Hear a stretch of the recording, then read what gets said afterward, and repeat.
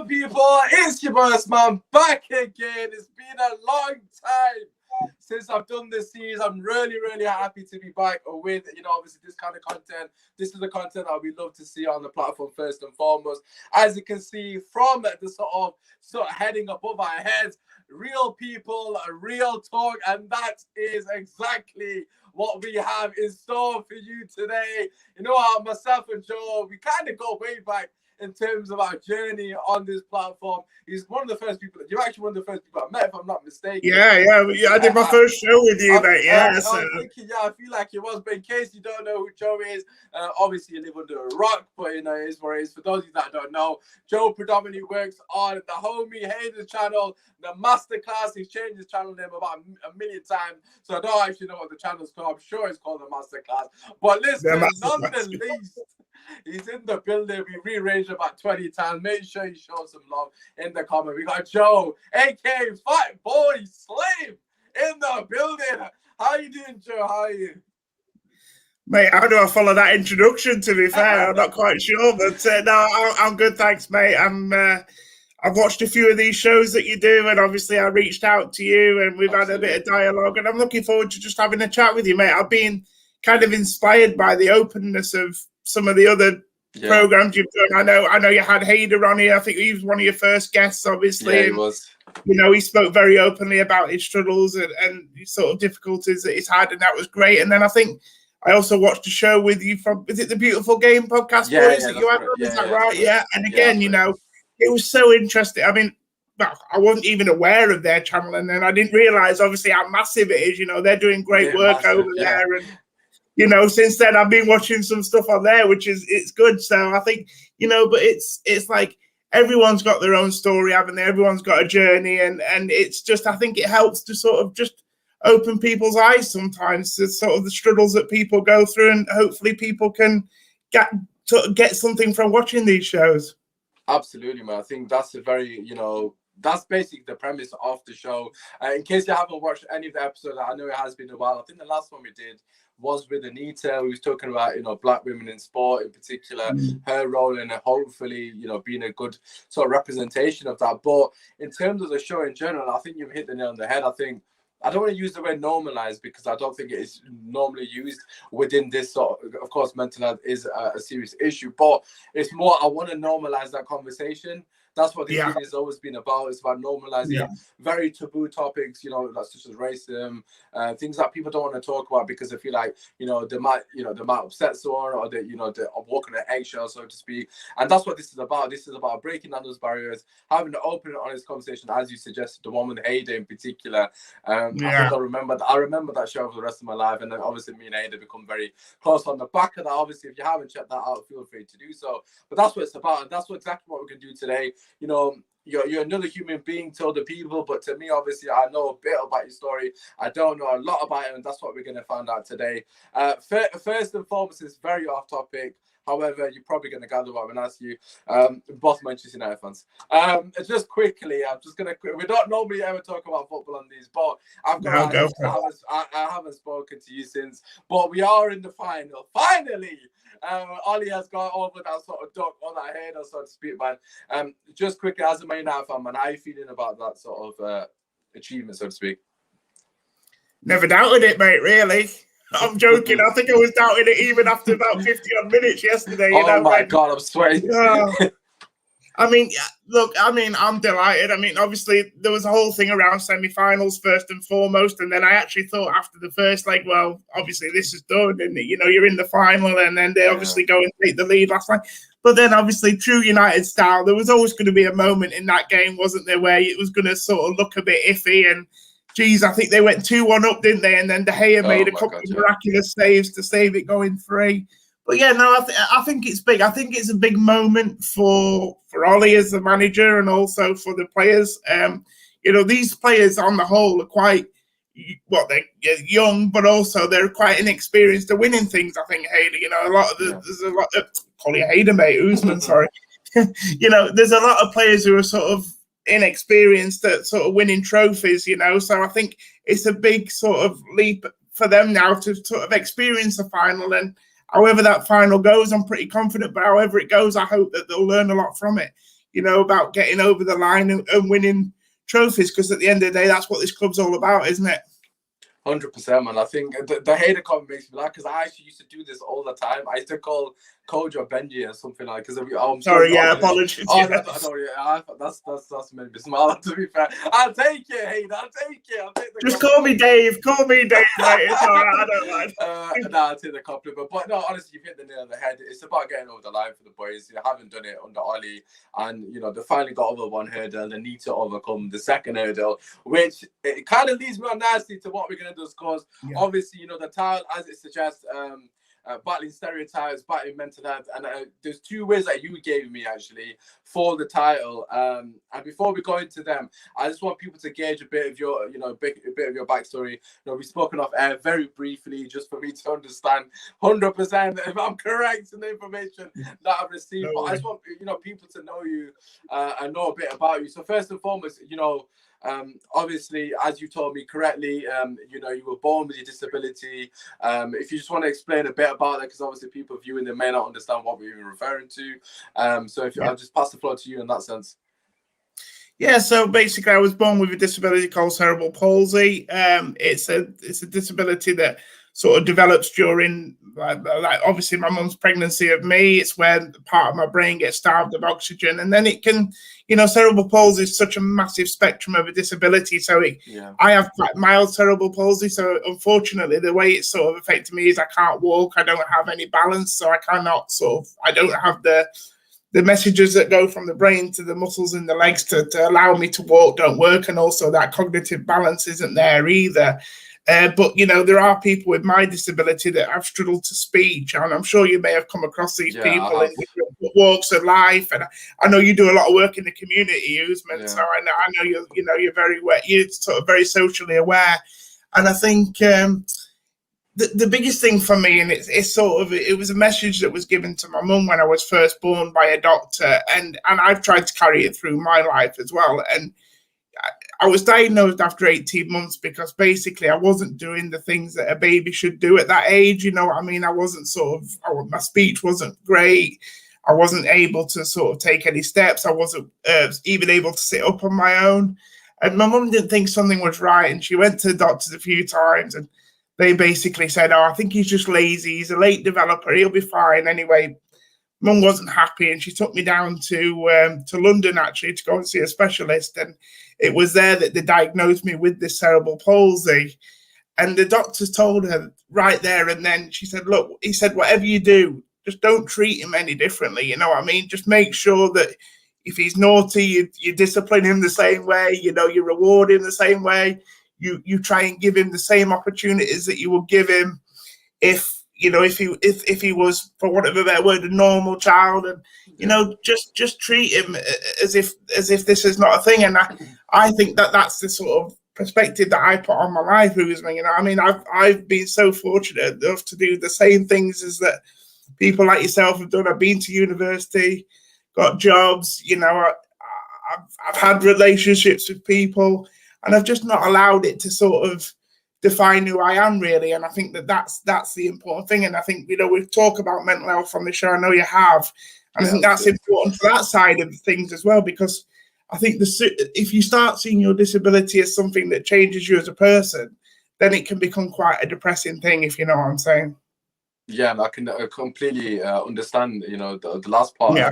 I just want to say, obviously, anyone from Rotherham that goes to university is an achievement. So fair play to you. It depends what you're studying, mate, doesn't it? It's not cars and whatever. I get a diploma in that. So listen, but in terms of what you said regarding and quote unquote, as you said, you know, it makes you treat him as he's normal. You know, words like that for me personally can definitely affect someone, especially in your situation. I know you enough to know that you're a very positive, go-lucky person. And obviously, as you've just said that, you've never allowed it to affect you. But has there ever been a point that those kind of comments, you know, that have been made, like in passing, etc., has that ever affected you? Because that seems like, you know, it's something that's so common, isn't it, really? Because I work with kids that have disability. I understand. And I'm obviously, I'll go into a bit more detail, but I just want to hear from you first and foremost. Like, has it ever been like you've heard passing comments and you felt like, no, what, that's kind of affecting me? Or how do you deal with them sort of passing comments, so to speak? Yeah, passing comments. I suppose I'm kind of, if you know me, I'm quite a laid back sort of chill person, and I can appreciate the other side of things. I can appreciate how awkward it can be for other people, if you know what I mean, and maybe to try and start a conversation sometimes with people in wheelchairs or with disabilities is difficult, and rather than do that, people would maybe rather try and put the feelers out and go about it the wrong way. It's difficult, but I've always felt it sort of affected my mum more than anything. I remember a story when, because obviously my mum I had an absent father, so my mum brought me up for the first 13 years of my life on her own, and I remember a few times when we'd be out and about and she'd be pushing me in my wheelchair, and kids would just be kids and say, "Oh, look at him, like he's too big for a pram," and things like, the sort of jokey sort of comments. But my mum used to take them really personal. I've even seen my mum go to the lengths of chasing people down the streets because of things that they've said. She left me there and she's gone running after me. She just left you. Yeah, she's running down the road, and she used, and I think obviously as I've grown, she's grown as well, and she's sort of taken that, sort of water off a duck's back approach that I've had toward it. It's sort of brushed off on her, which I'm glad about, because as much as I don't want it to affect me, I don't want it to affect people around me. I want people to know that that's just part and parcel of growing up. And, we're in 2021 now, Usmaan, and you're still going to get people that are going to be ignorant to this type of thing. Absolutely. And actually, the biggest thing about my disability is not what it physically has done to me. Actually, you're more disabled by society, if you know what I mean. Because I know, I was going to society, ask you about that, the way it is, they will give you your biggest challenges. It won't be your own personal challenges.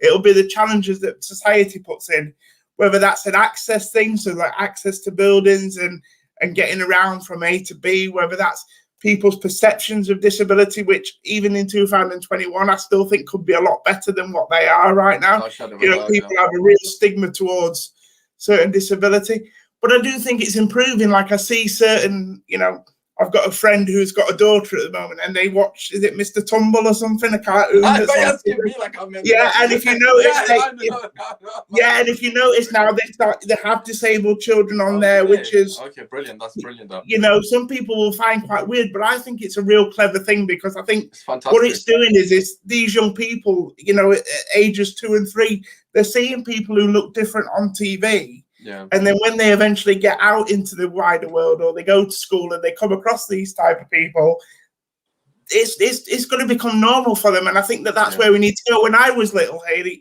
Usmaan,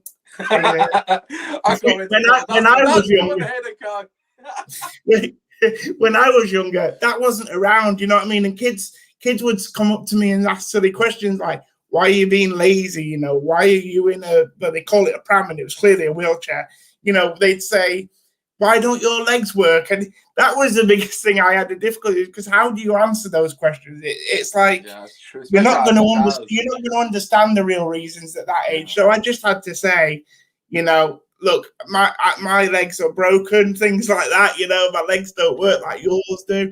But actually, when you do sit down and explain these things to people, and kids especially, they pick it up really quickly. So it's all about just trying to make perceptions and just making things like this normalizing it, like you said earlier, Usmaan. Absolutely.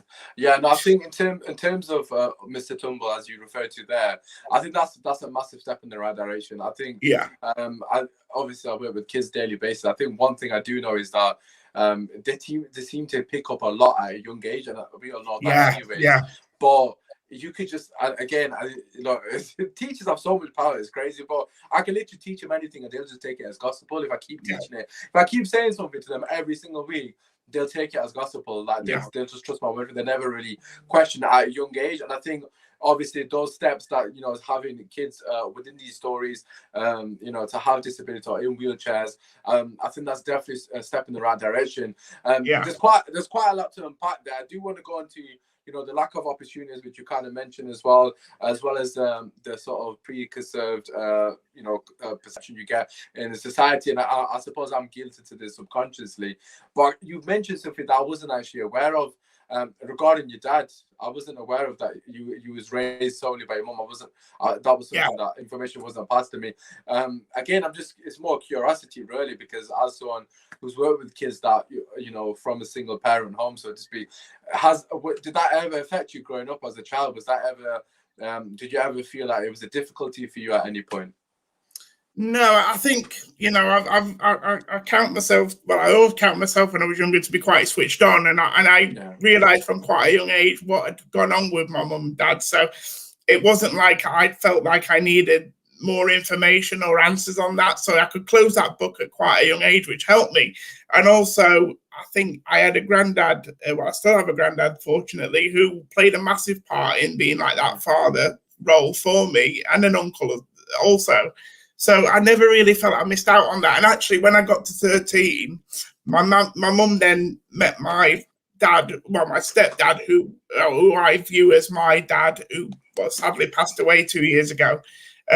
You know, and that was a real crucial time, as you know yourself, Usmaan, in a boy's life. You know, at 13 years old, your body's changing.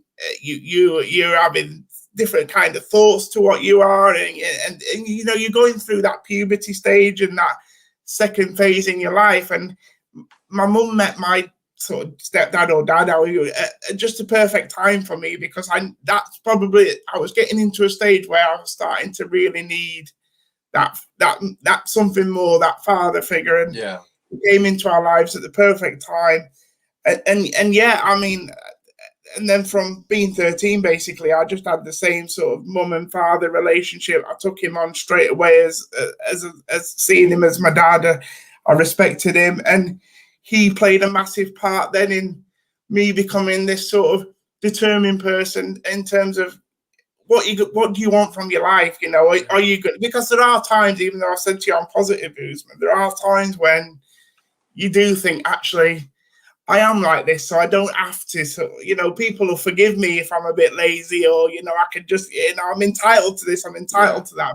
I never wanted that. You know, I wanted to make something of my life. I wanted to be able to just work like anybody else. I wanted to earn a wage. I wanted to do these, you know, the stuff that we do here. I wanted to be able to get my points across, be able to give my opinions. And I always thought that, you know, that's what I was going to do. But it's sort of, my dad, who came into my life, was just sort of like the kick up the ass that I needed at that time, because I was sort of becoming a temperamental teenager, shall we say. No, obviously, look, first and foremost, I commend you for not wanting sympathy, because if that's me, I'm definitely abusing that. I'm only in it for the parking, really, Usmaan, if I'm honest. I get a free blue badge, mate, and that's perfect for me, mate. God, you're absolutely legend. But in terms of, look, obviously, in terms of your father figure, look, that's something that quite clearly has had a massive impact on you. In terms of how has it impacted your family, and, you know, look, again, this is something I've seen on a regular basis. I know how much these things can change. Like, I have a disability as well that people know now. Is well, I'm deaf, basically. So I wear hearing aids. I've tweeted out a lot regularly, well, a lot more recently, and it's something that I've got to be honest. Like, I actually had it from birth as well, but I wasn't aware of it because I'm thick, obviously. So I just assumed it was fine. But yeah, so I've always had an issue from birth, but for me personally, honestly, I got treated very differently. I've got to be honest. My family in particular, they're very supportive, but a lot of the times, my mum in particular, she struggled with it because mums are, they just overthink, etc.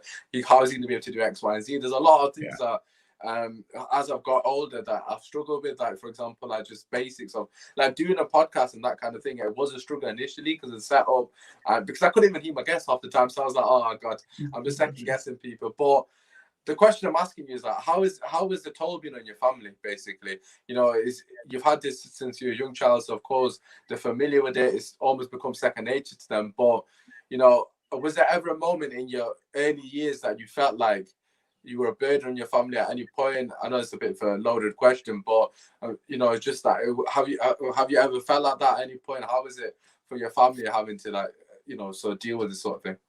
Yeah, can I just say first of all, if I was deaf, I think being deaf as a kid must have been really handy, to be honest with you. You know, when It your was mum quite. wants to give you, a bollock, you're like, "Who's ready? Yeah, I but can't hear." You know what I mean? the, No the good, thing is, mate. I didn't. The thing is, no one in my family. This is ridiculous. I don't want people to think this wrong, but Yeah, no one believed me until I'm an adult years that I was actually deaf. Like it generally yeah, wasn't a thing because like people are always taking the piss, man. Do you know what I mean? But yeah. it was Well, only until I was an adult, so I was like, all right, fair enough. yeah, well, like I said at the top of the show, Usman, no one really knew. I mean, it only took till 18 months, obviously, but no one knew what was going on with me at first, and that God knows where I would have been if we'd have just accepted this. He's lazy. I might have been a lot older when people sort of realised, and therefore life probably could have been a bit more difficult because things wouldn't have been put in place as quickly. But yeah, no, but to go on to the family, you know, my mum has been an absolute hero. I'm not afraid to say it on here. You know what I mean? I'm not a mummy's boy, but I do look. You know, my mum is my best friend, and 100%. without her, I'd be nowhere basically. But like I said to you, my dad came at the right time, Usman, because my mum, to be fair to her, bless her, she just wants me to be happy, and she always used to say the thing that always sticks in my mind is growing up when I had exams at school or anything, she'd be like, don't worry about it. As long as you can sign your own name, you'll get by in life, sort of thing. So basically, she was meaning as long as you can sign on, sort of thing, you'll be fine. And you know, but I wanted more than that, Usman. You know, I wanted to be pushed, and if I could, the only thing I would sort of say about my mum is maybe she didn't push me enough, you know, in terms of really make, you know, be disciplined with me in those times when I wanted to be lazy and I wanted to give up. Do you think a part of that is down to, I suppose, the sympathy, so to speak? Like, I don't Yeah, think it's like probably. Yeah. And like you said, and I mean, you said the word there, burden. You know, people sort of get sort of shiver when they hear that word, but it's a really good point you make because yeah, I do feel like I still have vivid memories of being young, and my mum was still quite young herself at the time, obviously. And I remember her not being able to go on holidays with friends or not be able to have nights out because, you know, it wasn't just getting a babysitter for me. I needed a bit more than that, you know. It was harder to look after me because I needed certain things help with that normal sort of 5, 6, 7 year olds don't. Yeah. And I remember missing out on a lot. And it's actually when you get older, I went through a stage when I was sort of in my late teens and early 20s where I almost like had an epiphany and like a conscious sort of pricked me. My consciousness pricked me and was like, you know, do you realize what your mum has maybe sacrificed for you to be where you are now? It's actually while I was at university and I was doing well, and I thought to myself, you know, you take that moment, don't you, Usman, whenever you achieve something in life, you take that moment to sort of think, why are you here? How have you got here? What's got you here? And obviously the biggest standout thing for me was the support of my family. And then I thought to myself, well, that's all well and good for me, but what have they sacrificed? And it does make you feel a bit, in a weird sort of way, it makes you feel rubbish for a little while. You know, it makes you feel, oh, because, you know, they can't have those years back now. I mean, my mum, as she's got older, bless her, she's developed some health issues and things, and she can't do the things that she maybe could have done back then, but she didn't care. All she wanted to do was make me happy. And I think the way that I see it now is that I just try and whenever I can, Usman, if I can make her happy or I can, you know, I can repay anything back in any way. And I'm sure you're the same with your family. Yeah. You just try and do that and you try and make up for it the best that you can. You can't rewind the clock. You can't turn back the years, but there's little things you can do to just let them know that you appreciate what they did for you. Yeah, without a shadow of doubt, man. I think 100% of the fact that first and foremost that you know you're not allowed this to be an excuse for you, and you've got you still got your degree, etc., and not use it as a sort of an obstacle, and you've overcome that to achieve something like that. There's no way there's no doubt in my mind that your mom's massively proud of you. But in terms of the sort of word burden, I do, you know, it's almost like a taboo word because obviously people don't want to sort of put themselves in that box like, oh, you're a burden. Because I think at many points in your life, like, you know, you feel like you're a burden to somebody because, you know, you're almost so dependent on that individual that you feel like you're taken away from their life. And I feel like that's something that you kind of were touching on to an extent there. But in terms of obviously, you know, your mother's role is quite clear that it's massively important. And I just wanted to ask regarding I'd start like, were there any sort of obstacles you had to overcome to get towards your university? Obviously, you spoke about achieving that degree, but you know, were there any difficulties leading up to that? How did you feel about obviously first and foremost moving out? You said you moved out, didn't you, for university? Yeah, I did. So, Yeah. so how was that? Like, how was that as an experience? It was probably your first time away from home, I would imagine, for a long stint. How was that experience moving away? How was that for your mum to allow you to move away? You know how overprotective mums can be at the best of times. How was that sort of experience, and that opportunity for you, just again to be normal to an extent? Yeah, well, look, my whole story of getting to university is quite unconventional, Usman. I mean, I'm like, you're looking at a kid who actually went to a special needs school. I'm not ashamed to admit it. I went to don't know whether you've heard it because you're quite local. Live in Rotherham. There's a school called Newman School. No. No. It's just in Rotherham. But I went to there, and then obviously my parents moved to. Well, when my mum met my dad, we moved to the east of the country, on the east coast to Lincolnshire. And even then, when I moved schools, they tried to get me into a mainstream school, but around that time, especially the schools around here, they weren't ready to accept anyone sort of in a wheelchair because they didn't have the access to sort of be able to use all the classrooms and all the facility and everything. And people were a bit sort of, I can't not, during that time, because I'm quite old. I don't know whether you know who's I am 30. I'm 35 this year, so I'm getting on a little bit. I remember when Hayden told me, right? I remember why I'm always referring to Hayden, because obviously Hayden and Joe are really close. So I just wanted to get information of Hayden as well before I did this. But I could not believe you're 35. Like, you do not look a day over 25, 26. Like, you genuinely don't. Like, I was even that interview, I forgot how, like, that you're 35. Like, my brother's. Well, it's the circles I hang in, and I'm hanging in the Jamie Redknapp circle, so I'm using that sort of makeup that he uses. You know what I mean? I'm getting advice, mate. But they're getting advice of you, mate. That's how it is. It's not right. No. I don't know. I've just been. I always say to people I had an easy paper round, but then that don't work. So I didn't even have a paper round, mate. So I don't even know why that. Okay. And, my story getting there, the reason I make a point of going to special needs school is because I didn't get the opportunity to do the GCSEs that you do at a mainstream school. So for people that not quite sure how the special education needs sort of education system works, it's that you get to do about 3 or 4 GCSEs, and then you're not really entered for the higher papers because your level of education isn't as high. So basically what I had to do was, after I finished school and I had more control and people were more open to the fact of receiving disabled people, the next thing for me was picking a college where I could then go and advance my education. So I felt like educationally I was held back until about the age of 16, 17, 18. And then that's when I decided I was going to go to college and start doing some A-levels and, cheers, mate, appreciate it. Start doing some A-levels, my AS levels, and therefore that way, go down that route into getting to university. And actually, when I started going to college and I started learning in a proper learning environment with people not like myself, it made me, I just grew as a person, because for the first time, not only was I getting a better education, but my social life was so much better. I don't mean to be funny, but I'd only ever learned and only ever gone to school with people like myself, and all of a sudden I'm going to school with able-bodied people. So I'm doing PE sessions with. Sorry, carry on. Yeah. I was going to say to you, that's interesting you said that, actually. I was just going to ask quickly, would you say that being in a special needs school stifled your growth to an extent or development as an individual? It's really tough because I went to 2 brilliant schools, so I don't want to knock them at all. But from an actual personal needs point of view, look, it's perfect because obviously I needed certain things growing up to help me to be able to access learning because of my disability. I needed to be somewhere where I could access classrooms, I could do lessons under my physical capabilities. But then there became a point, as I got older, especially as I'm coming towards my GCSEs, where I was becoming more and more independent. And actually, I didn't need a lot of the things that these schools were offering me.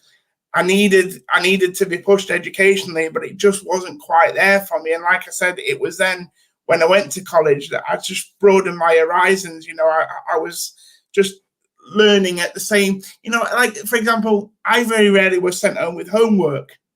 That's the sort of level we're talking at. They didn't expect us to do homework and things like that. And I just become very much in my comfort zone at the schools I was at. And it was all very much one size fits all without realizing at the school maybe that you actually got people here, yes, are disabled, but actually they can learn in the same, they have the same capacity to learn as children in mainstream schools, if you know what I mean. Nowadays, that happens. I think, you may know yourself a bit, but you do find this more disabled kids actually in mainstream schools, which is great. There's a lot of schools that have like, just obviously they have specialist staff to deal with disabled kids in certain classrooms, but I've got one kid in my class that's completely blind, like he can't see at all.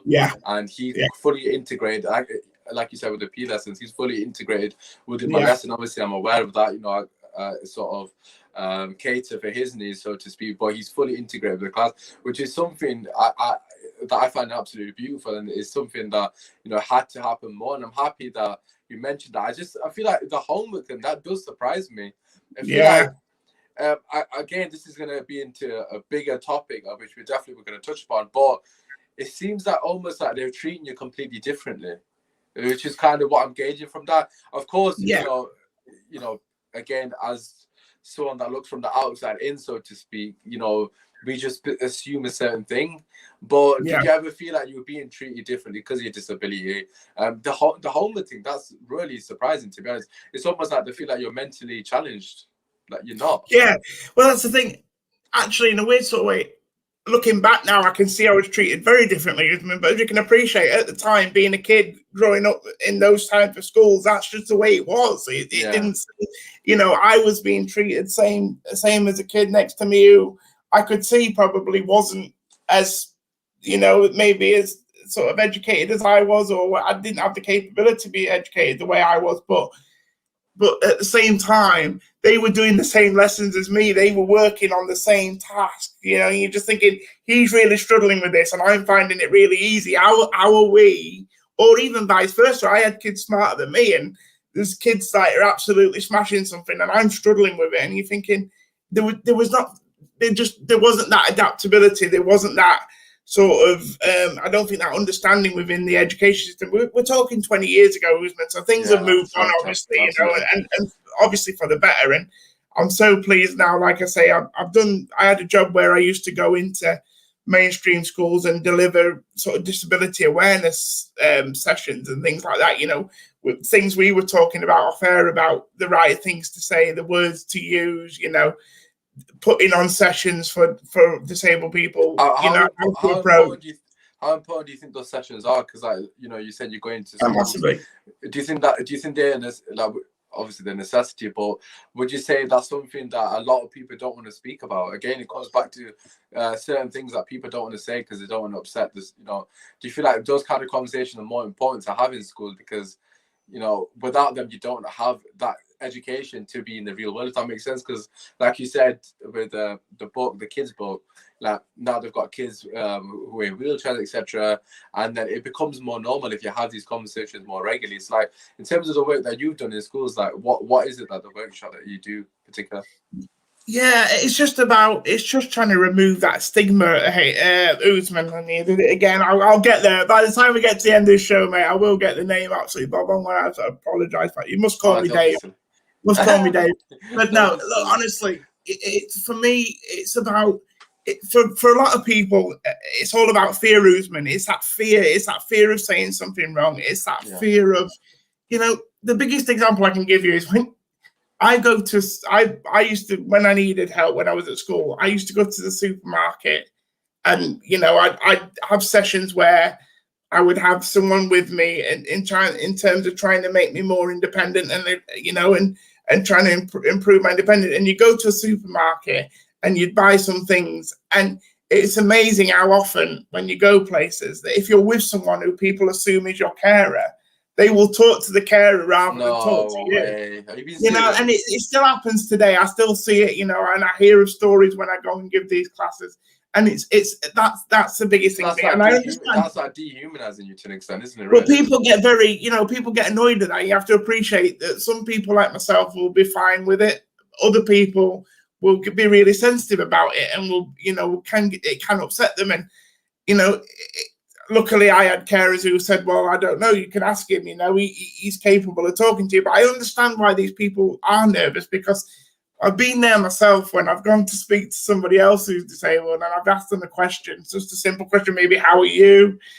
And then I've not realised, but they can't speak, or they can't speak properly, or it's hard for them to speak. And then you think, oh dear, I put this person in a really awkward situation. I don't want to do that. So I do understand why people do that, but I do wish that they were more braver at times and just, look, I would rather you come to me first and ask me, and if I am struggling to communicate, then go to the care. But, you know, people just need to be braver. But it's the fear, and that's what I got from delivering these sessions in schools. I mean, a lot of people are sort of fearful of saying the wrong thing because nobody wants to upset anybody. Nobody wants to make anyone feel sad or rubbish. And it's just about looking at terms. So, like, you know, we don't want to say, a long time ago, the word handicap, for example, was outlawed. You know, people, you don't want to use that word. It's a very old-fashioned word, and people don't like it. People, things like wheelchair bound and things like that, people can get really sensitive about it. But I think it's important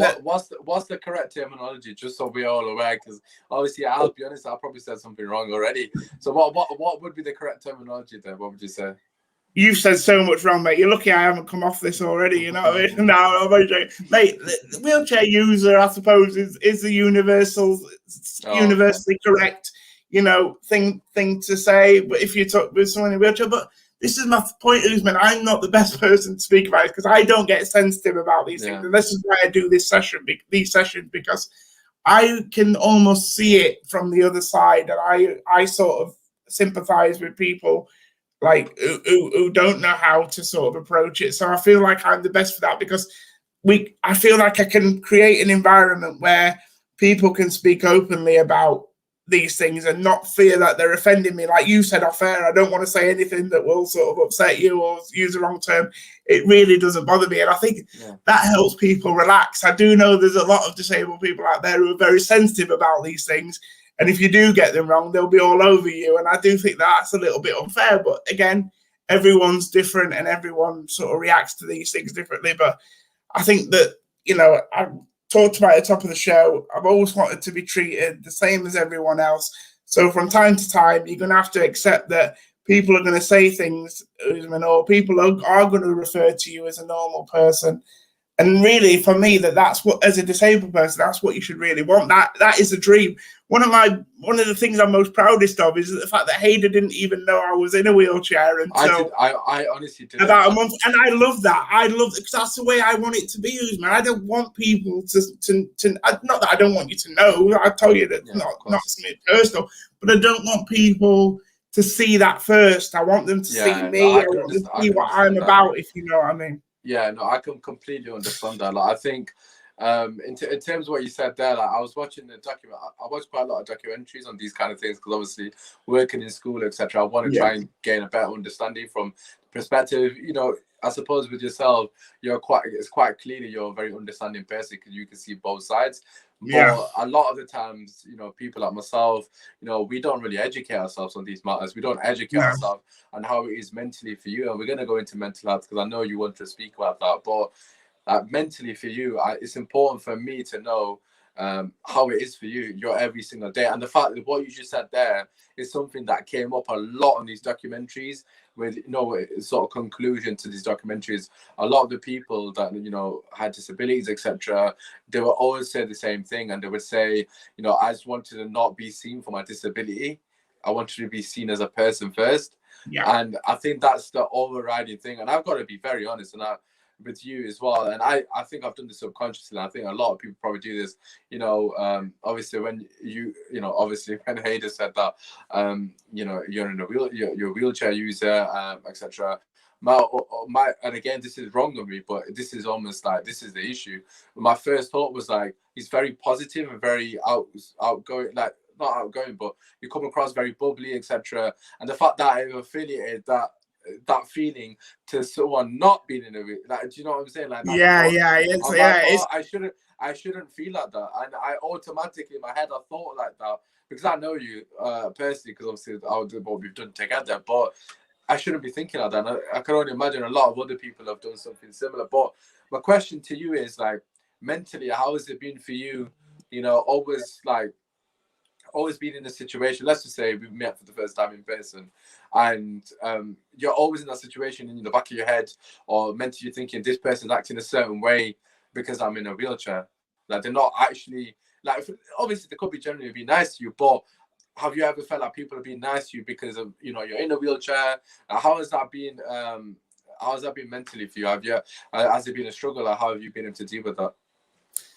Yeah, no. Look, I think the biggest problem I had, to be honest with you, is when I've been out on the town, mate, and I get a few good-looking girls coming for a dance, and I think they're only dancing with me because they probably feel sorry for me. I mean, they're not dancing with me for any other reason. But don't say that. Jamie Redknapp's coming to you with tapes. No, I want it. Look, to be honest with you, my biggest motto in life, Usmaan, has always been see the person, not the wheelchair, and that just sort of links into what I was saying at the end and what you mentioned then. And that's the big thing. I've always encouraged people just to take me as they find me. You know what I mean? What you see is what you get. I'm in this chair. Same as, I will say rubbish things on our podcast from time to time. I think I got some stick the other week because I was talking about Woodward in a certain way, and we got some comments after, and everybody. Are you a sympathizer? No, not at all. God, no, not at all. I can't remember with that. I've talked about other fan channels in the past as well and things like that, and people have jumped all over me, and I don't.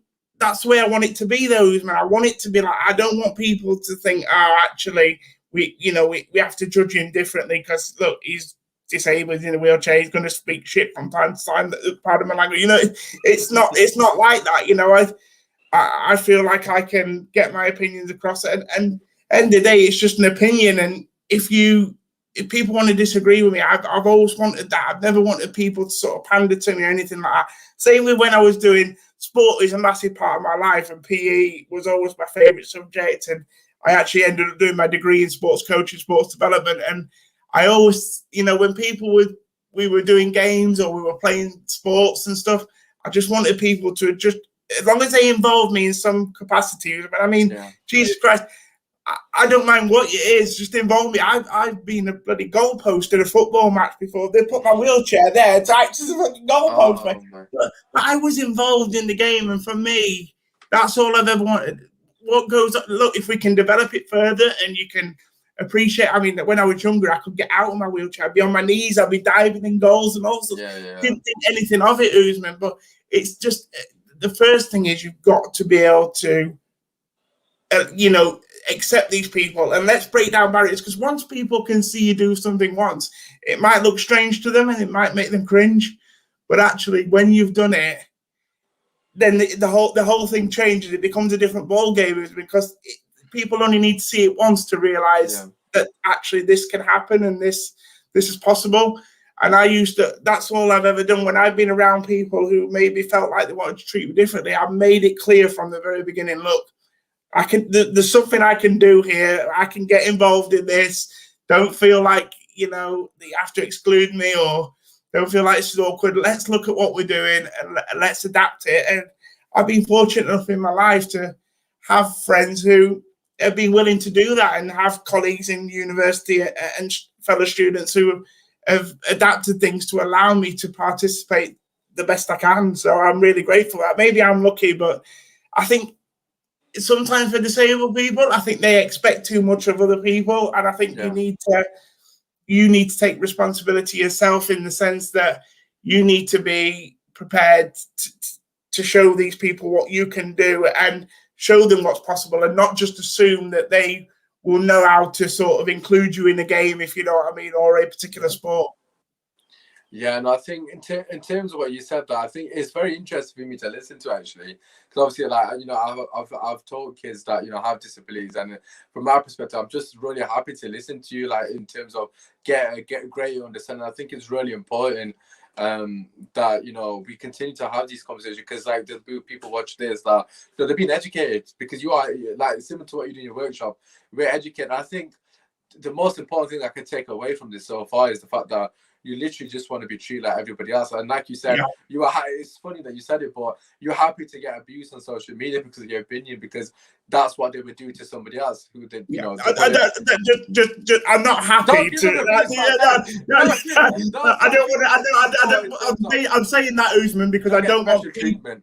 I don't want people thinking that I'm sort of see myself as somebody who's above, because I know some people struggle with abuse, Usman. Yeah, You know, we talked yeah. about Sorry, age. that is the But, wrong thing. yeah, I don't mean it like that at all. Yeah, but what I yeah. mean is that I'm happy that people aren't taking my sort of disability into consideration before they give feedback, if you know what I mean. Yeah, Yeah. I get what you mean. I didn't mean it. Don't start giving them abuse. Yeah. Right, I'm not I don't mind you abusing me, but I don't want people thinking that it's okay to abuse, because I know some people struggle with that more than I do.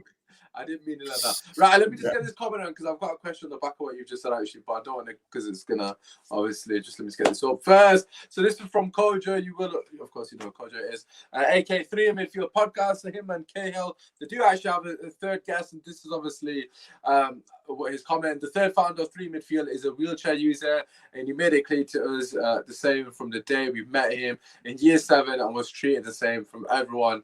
And our teachers, guys like you and him, kings. And listen, that's what we want to hear. Obviously, a lot of positivity there. My question to you, actually, and you said something regarding to show people that it is possible for people that people who are wheelchair users to do certain things. My question is, have there been people that have paved the way in the sense, like you said, like breaking down barriers is something that I speak a lot of. Is representation. I'm really big on representation. Obviously, Lewis Hamilton is big in Formula One because he's a black athlete, one of a kind, really, to an extent. As an Asian person, as you would have saw from Hayden's podcast, myself and Hayden's podcast, we're very big on Asian representation within the sport, because it showcases to other young Asians that we can do it.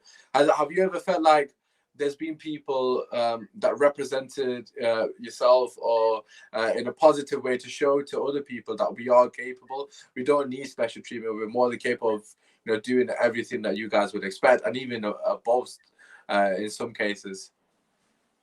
Yeah, it's difficult for me, sort of, because like I played sports in my time. I played the wheelchair basketball, wheelchair rugby to a pretty decent standard, and like everyone, you have your sporting heroes, so people like Adi Adepitan, who's somebody that I've met him, actually.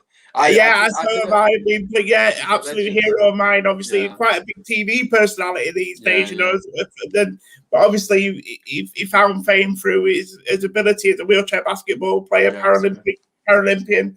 Fantastic guy. And so I think from a sporting side, you look at people like that. David Weir's another guy who you may have come across, the long distance, he's a long distance wheelchair runner. I don't know the correct term, if you know what I mean. Even I'm struggling with my term. I was like, in my head, I was like, let him say it.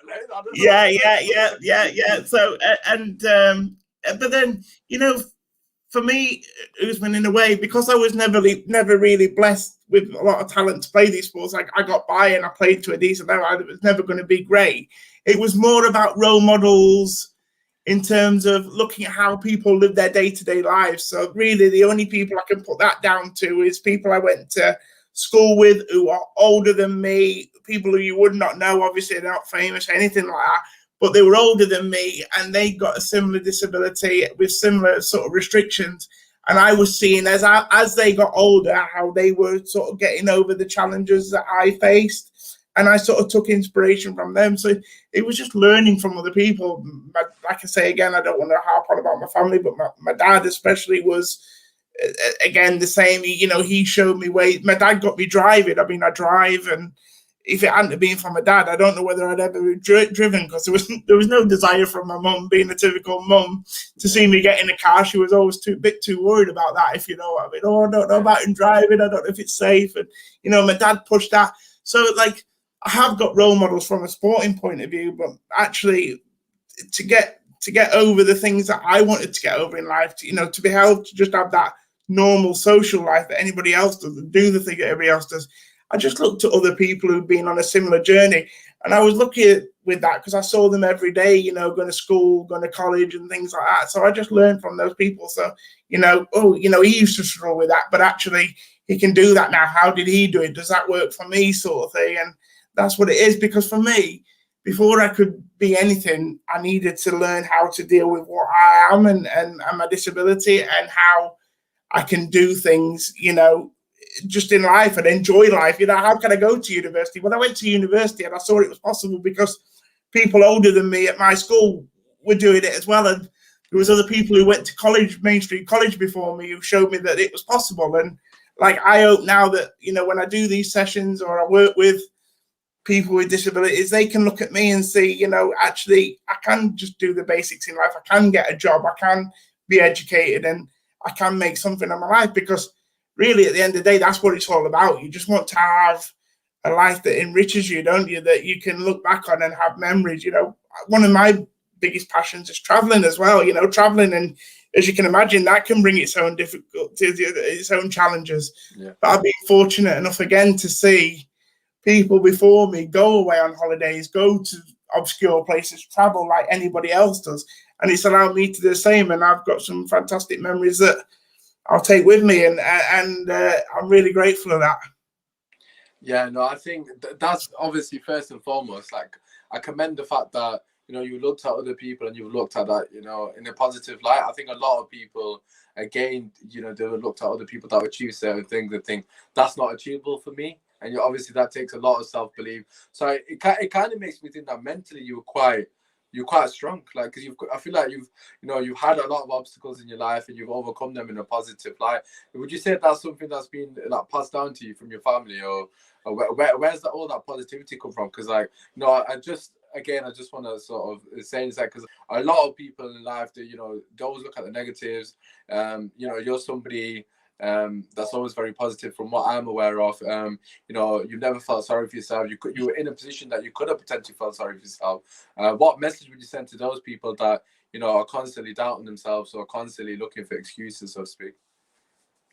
Look, you know, I don't want to sort of try and put a message to these guys, because everybody deals with things differently. And I don't want to come across sort of I can say, oh, you know, get on with these things, you know, do this, do that. But it doesn't work for everyone, unfortunately. One size don't fit all, especially when it comes to mental health. You know, everyone struggles, everyone has their own struggles, everyone sort of deals with it differently. I think for me, the biggest thing for me is I go back again from my younger days, my family, it's messaging, it's positive messaging, always constantly coming from my mum, my granddad, and then, like I say, later in my years, my dad. That sort of, you can do this, you know, enabling people. Don't, you know, sometimes the worst thing you can do when people are struggling or they don't think something's capable, they don't see an end, is to just conform to that and sort of feel sorry for them and to go along with it. Sooner or later, you have to be a person that can say to this person, no, that's not good enough. You know, there is a way out. There is a way of dealing with this. And that's why I love this show, Usmaan, because there's a lot of people like that'll be watching what you've done with this series and being like, how do I get out of this? You know, how do I sort of, you know, how can I sort of deal with what I'm dealing with? And they watch this show, and already even in the ones that I've watched, and I've only watched 2 or 3, you've had different stories and different methods. You know, Hader, the way he dealt with things, and boys from the podcast as well. And it doesn't mean that'll be the answer for everyone, but actually, if somebody just picks up on something, you know, whether it's the idea of talking to somebody else, whether it's the idea of, you know, being, you know, you taking more responsibility and how you show your emotion, or whether it's this idea that, you know, you need help medically or something like that, whatever it is that people have garnered from watching this, hopefully it helps them. And I think the more of these shows you do, sooner or later, people will be able to relate more and more, because each show is everyone's slightly different, and everyone's way of dealing with things is slightly different, and everyone's way of sort of where they've gone to help them with this is different as well. So I think things like doing this every now and again, like you do, is really good, and I think that's what people need to see. I think we're seeing more on the TV now, aren't we, about, you know, people are more open to having this conversation about mental health. You know, and I think that's what it is. I think it's Mental Health Week, actually, if I'm not wrong. Yeah. It is, obviously that just coincided perfectly. But I think I just kind of wanted to pick up on something you said there. Now, not all sides. One size doesn't fit all, so to speak. Yeah. And I think that's so important. I really do. I think, especially in mental health, especially in every walk of life, I think a lot of people we look at other people and think the X, Y, Z's work for them. You know, it's not work for me. There must be something wrong with me. And I think it's important that as human beings, we understand our own minds, understand our own bodies, and understand what works for us. And a lot of the times, and I'm sure we're gonna touch on actually society after this, but a lot of times in society, we're all tarnished by the same brush. XYZ worked for 99% of the public. So if it's not worked for you, you're weird, or you're an outcast, or you're made to feel a certain way that you're not accepted. You're not. Do you know what I mean? Like it's almost like you're an alien to them because you don't conform to what they class as normal.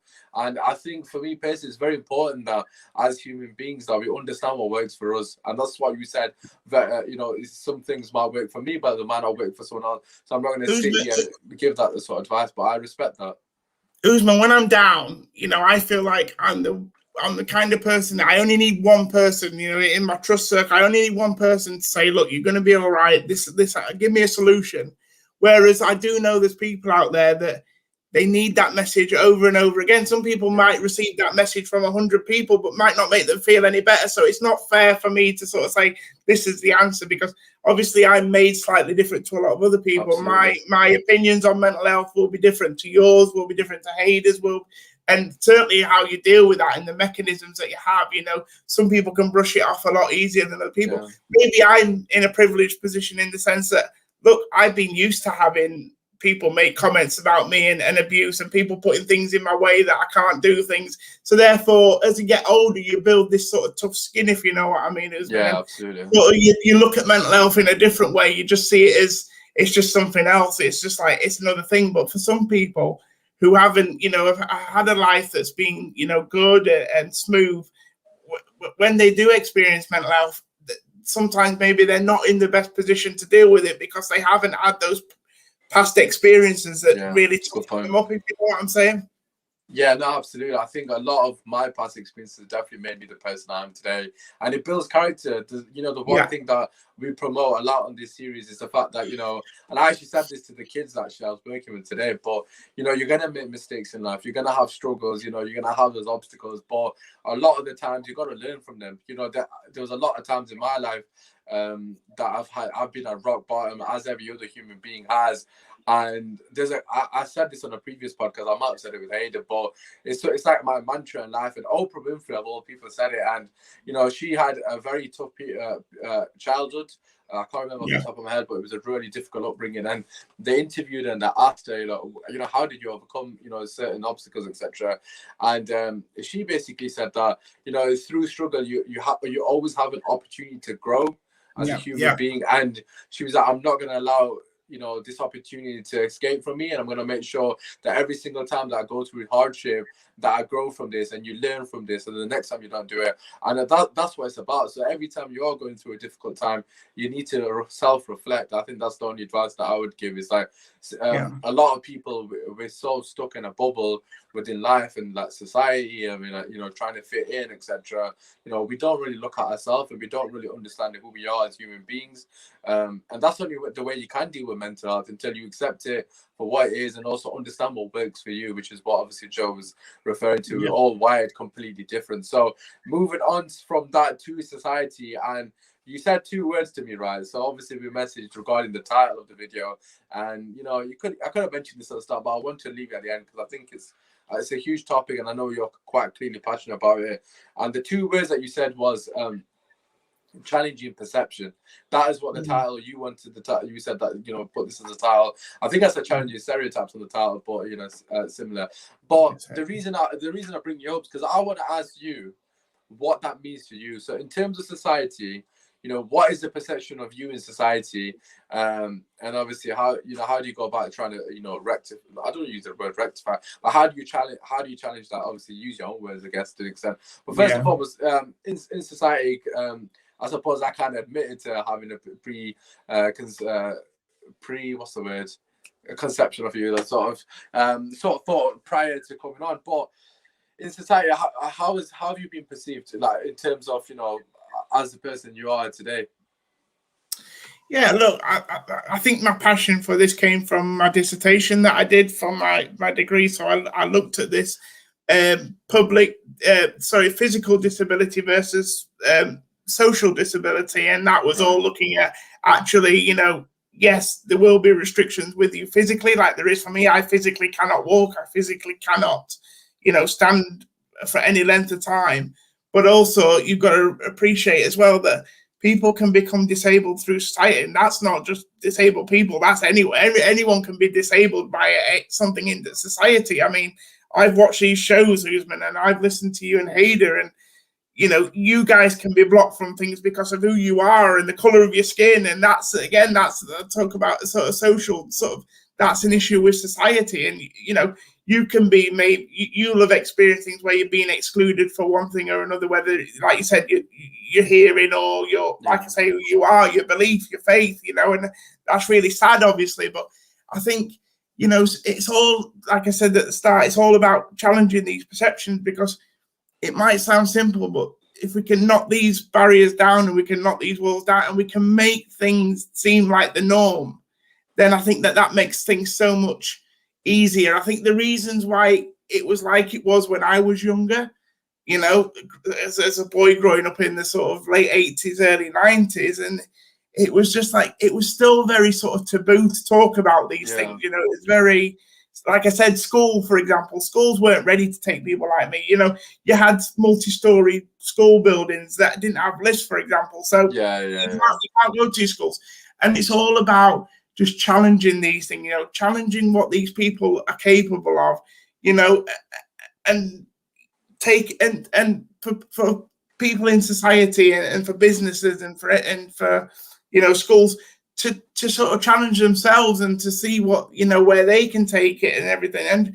And don't be scared to do the wrong things. Don't be scared to say the wrong thing, because that's the other problem, Usmaan, is that I feel like people, even today, are very scared to say something or to do something, the fear of it going wrong. But what happens if it actually goes well? What happens if it goes right? And you can empower someone, or you can empower a person.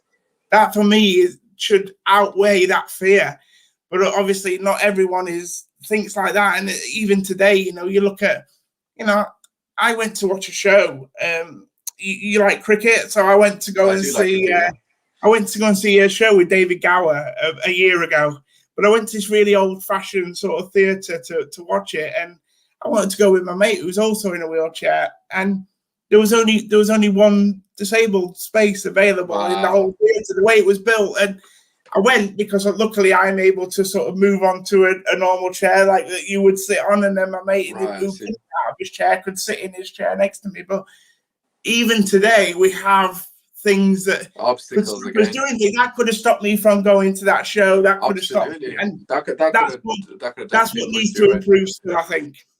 Yeah, no, absolutely. That's quite upsetting to hear, actually. The fact that you had to still move your seats, little things like that. It's like, they need to. I've been in nightclubs, Usmaan, and they haven't got a disabled toilet, so I've had to go to the club next door to go to the toilet. And I've had situations where they won't let me back in, and no way.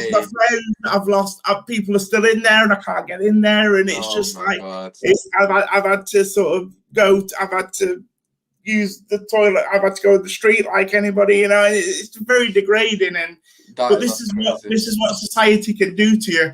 And what my point is that it can sort of magnify your disability. Society can magnify it. Society can make me look a lot more physically restricted than what I actually am, if you know what I'm saying. Yeah, and I completely understand what you're saying, actually. Yeah. That makes a lot of sense. My last two questions I want to finish off, which is kind of leading on to what you've said here, is that in terms of, in terms of in society, do you think the perception of people who are wheelchair users, has that improved? Would you say we've come, we've somewhat come in the right? I know we've come in the right direction, but would you say it's improved drastically?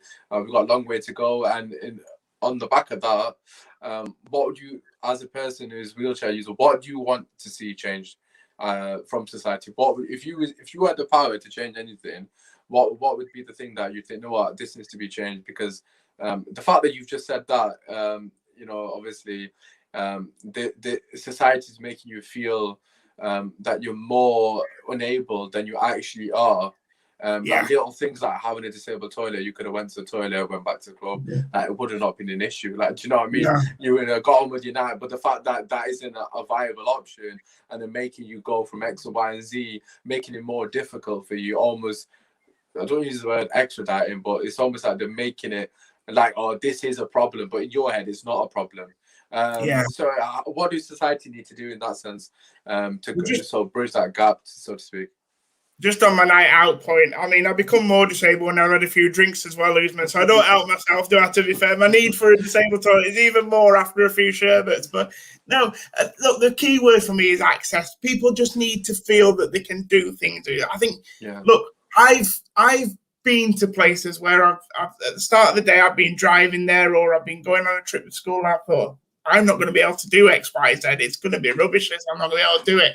And when I've got there, people have bent over backwards to enable me to do these things. People have adapted things. And I tell you, it's the best feeling for someone like myself who'd say, when you're in that trepidation of feeling, actually, you go to a theme park. I remember going to Alton Towers for the first time and thinking to myself, I bet I'm not going to be able to go on a lot of the rides, because one, I'm either not going to be able to get on them, or two, they're going to put restrictions in place. But I was pleasantly surprised when I went to theme parks, and people is like, oh, no, we can get you on. When I was younger, people would lift me on and think that I won't do that anymore because of health and safety. But, people, and I think that's the key. Access is key. If people like myself or other disabled people can see that they can do things, then it's amazing what difference that doesn't not only makes to their sort of them and their perception of their disability, but for their morale, and their self-esteem, because, all of a sudden, I point back to I did a college where guys went kayaking, and I'm driving to the trip thinking, I know where I'm going to be able to do this, and they put everything in place, and I was pleasantly surprised. And I had one of the best days of my life. I'm kayaking, and I'm thinking, I never even thought I'd be able to do this today. And that's quality. It makes people feel, if nothing else, it just makes you feel good about yourself. But oppositely, I've gone to things where I thought, oh, this is going to be really cool. I'm going to be doing this. And I've got there and I've told I won't be able to do it. So I've got two examples. Two trips I was on when I went to mainstream college. One trip, they went paintballing. We were told that everything was fine. Come along, we'll be able to adapt it. Got there, me and another guy who was in a wheelchair said, actually, you're not going to be able to do this because it's on a massive hillside, if you know what I mean. And you guys are just going to be sitting ducks. So unless you want to get blasted all day, so we sat and watched. And the other one was, as part of a trip, we went to an artificial ski slope. And again, we were told on that day there would be a disabled instructor to help us do a bit of disability skiing. Turned up there, that guy was off sick. He was the only guy that worked there that did that. No skiing for us. So we didn't have anyone qualified who could teach us. So there, me and my mate we're watching all our mates at college sort of having a great time skiing, and we're just sat in the viewing gallery. It does work that. There's both ways, and it makes you feel rubbish then, if you know what I mean. I was just going to ask you, obviously, how is that mentally for you then? Like, do you ever feel in those moments that do you ever feel like you are different in those moments? If that makes sense. Yeah, you don't feel different. You just feel like anybody else. Where you just feel bored. I mean, when you get to that, I mean, I'm talking about college. So I mean, I'm a young adult at that point. So I'm no longer going to cry about it. There was times as kids that I went to adventure play parks, and probably all I could manage to do was play in the bowl pool, and there's people climbing frames going 10 foot high or whatever, and I'm thinking, I can't do that, and I'd probably have a paddy in the middle of the bowl pool because I can't do it. I'm frustrated. But as you get older, you feel more for these people, because you just think, how rubbish must they feel? I know if I was at a ski dome, I'd have been feeling dead bad about that, because it wasn't just me. There was another guy as well. And you think to yourself, we're talking about a big snow dome here. It's one in Tamworth. It's one of the biggest ones in the UK. They only had one person who they've trained up to be able to do disability skiing. I mean, that's shocking. But you more feel for these people to be there. And then you start to feel like you're a burden, because you think, oh, I'm sorry for making you feel bad. You're almost apologizing for making them feel that way. And you have to sort of reset and be like, actually, no, this is not your fault that they're feeling like this. This is actually just not acceptable. So I think, I know, Usmaan, the biggest thing is, and I want to see more of it, is access. And another final example I'll give you is, I used to have to go down to London for some of my meetings in one of my old jobs, and you would not believe how something like the London Tube Station is so inaccessible for people in wheelchairs. So a lot of the underground tubes do not have lifts to ground level, and I find that in the 21st century, does not have ramps, nothing. Well, no ramps. Obviously, I remember that I had to get off at Victoria Station when I actually got the job. I went down to London for the interview, and the morning of my interview, I'm actually having to clamber up some old stone steps on my hands and knees with a policeman under one arm helping me up the steps and another policeman carrying my wheelchair up behind me. Bearing in mind, I've got 10 minutes to get to this interview, so I'm rushing. I turns up to the interview, and all the things that people tell you not to do, don't be late, look presentable. My tie's all over the place because I've just been scrambling up 30 steps. I feel like I'm going to have a heart attack. And it's just like, but I did the interview. Luckily, I got the job and everything. But it was just like, that is Victoria Station in London. That is one of the biggest trains, one of the biggest stations in London. Yeah, it's literally top 3. And they do not have access to ground floor. And I just... That is the biggest word for me. Like I said, I don't want to keep repeating myself, but access, make things accessible, and people will flourish because they will just feel better about themselves in general.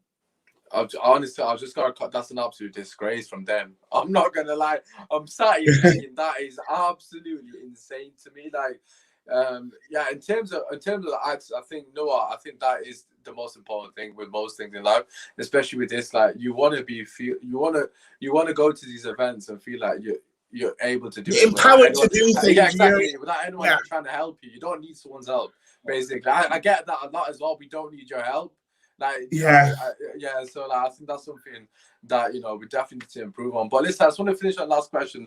I've not asked this to a guest before, but I want to make it a thing.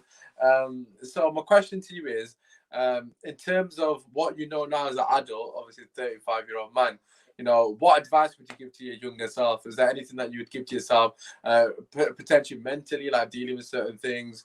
Or I'll leave the floor to you, really. Is there any advice that you'd give to yourself? Don't drink, don't smoke, don't get involved with girls. No, I mean, look, to be honest with you, that's that kind of, I'm being sarcastic there, but I'm also trying to make a point, that it's the same real life lessons that you will have, Usmaan. That's how I want my life lessons. No regrets about my disability or things I can do differently. But I think in terms of, and just say as well before we end this, if anyone has watched this today who somebody that's had similar challenges and you feel like you need to chat, you've got my Twitter handle there. Feel free to, my messages are open, get involved, have a word. I'm happy to chat to anyone. And if I can help, that's great. But I think what I'd say to a younger person like myself is always make sure that you take opportunities, because you'll find as well as you grow up, they'll be like, especially if you have the education that I had, opportunities will be sort of far between, if you know what I mean. Far and few between, far and few between.